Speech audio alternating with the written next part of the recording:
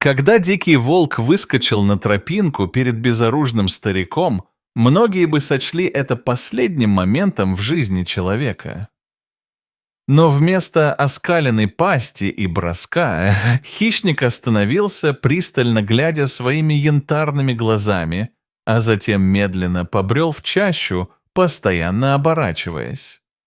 Следуя за зверем в глубину темного леса, старик не подозревал, что-то, что он найдет там, потрясет его до глубины души и заставит весь поселок замереть от ужаса и изумления.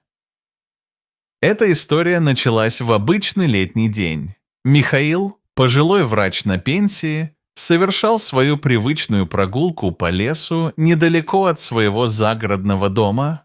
Десятки раз он ходил этими тропами, наслаждаясь тишиной и свежим воздухом, но в тот день ему предстояло пережить нечто особенное.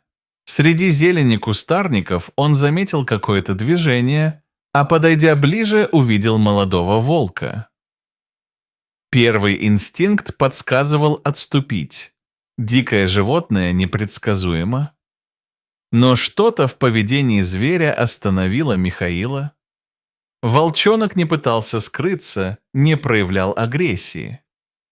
Он лежал на земле, и его взгляд был наполнен не яростью, а страданием. Мужчина осторожно приблизился и увидел причину странного поведения. Передняя лапа зверя была зажата в старом ржавом капкане, оставшемся с тех времен, когда в этих местах еще велась охота.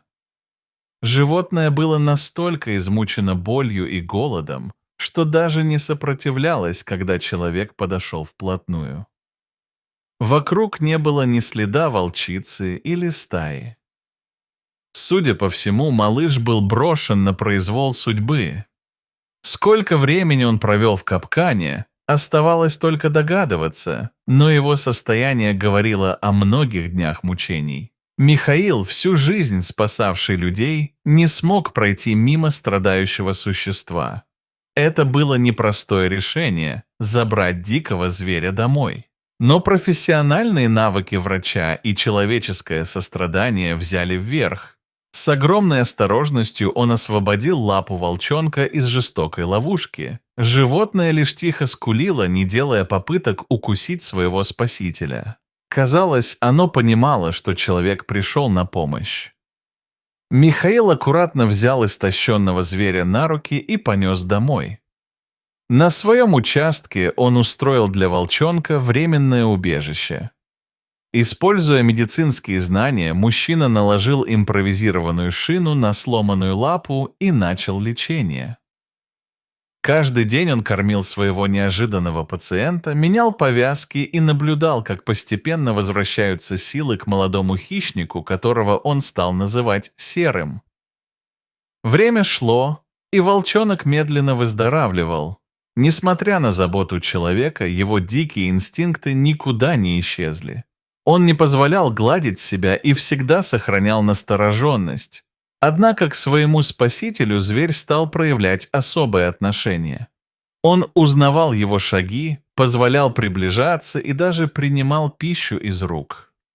Удивительно, но волчонок спокойно относился и к частым визитам восьмилетнего внука Михаила, который жил в соседнем доме и с восторгом наблюдал за необычным питомцем дедушки.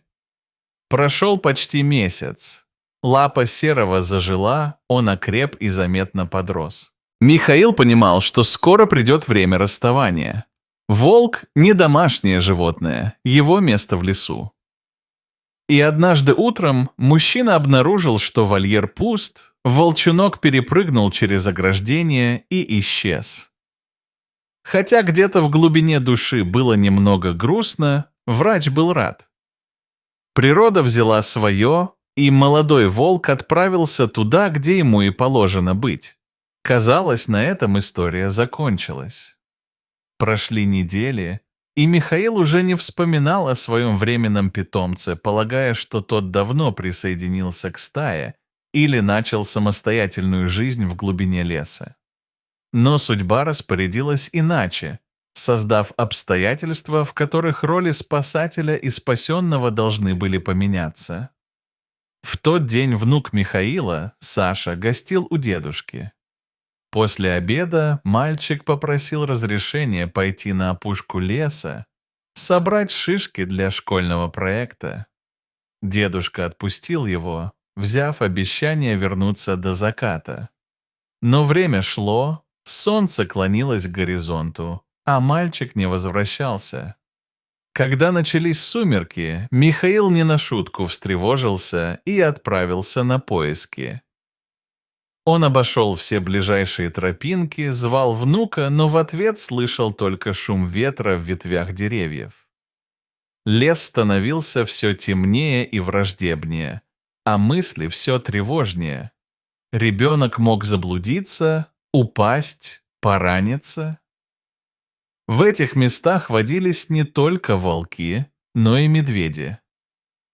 Когда отчаяние уже начало охватывать его, Михаил услышал позади шорох. Кто-то быстро приближался, и это явно был не человек. Обернувшись, он увидел молодого волка, который быстро подбегал к нему. В первое мгновение страх сковал тело.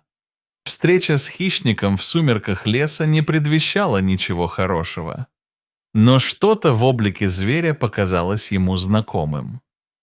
Волк остановился в нескольких метрах от человека. Он не проявлял агрессии. Напротив, его поведение было странным для дикого зверя. Он смотрел прямо на Михаила, потом делал несколько шагов в сторону глубины леса и оглядывался, словно приглашая следовать за собой. И тут мужчина заметил характерную особенность. Волк слегка прихрамывал на переднюю лапу. Это был серый. Поддавшись интуиции, Михаил решил последовать за животным. Волк двигался неспешно, постоянно оборачиваясь, будто проверяя, следует ли за ним человек. Они углубились в лес, отклонившись от знакомых тропинок. Прошло не больше 10 минут, когда вдруг раздался хруст веток. Из зарослей выбежал Саша. Мальчик был напуган, но цел и невредим. Оказалось, что внук действительно заблудился. Пытаясь найти дорогу домой, он забрел во враг и не мог выбраться оттуда самостоятельно. Он уже начал терять надежду, когда неожиданно появился волк. Вместо того, чтобы напасть, зверь кружил вокруг мальчика, словно охраняя его, а затем внезапно исчез, чтобы привести на помощь человека. Когда дедушка и внук, потрясенные произошедшим, хотели поблагодарить своего неожиданного спасителя, волка уже и след простыл. Он растворился в сумерках леса так же внезапно, как и появился. Но они знали, это был именно Серый, тот самый волчонок, спасенный когда-то из капкана. Михаил иногда ходит на опушку леса и всматривается в чащу, надеясь увидеть своего спасителя.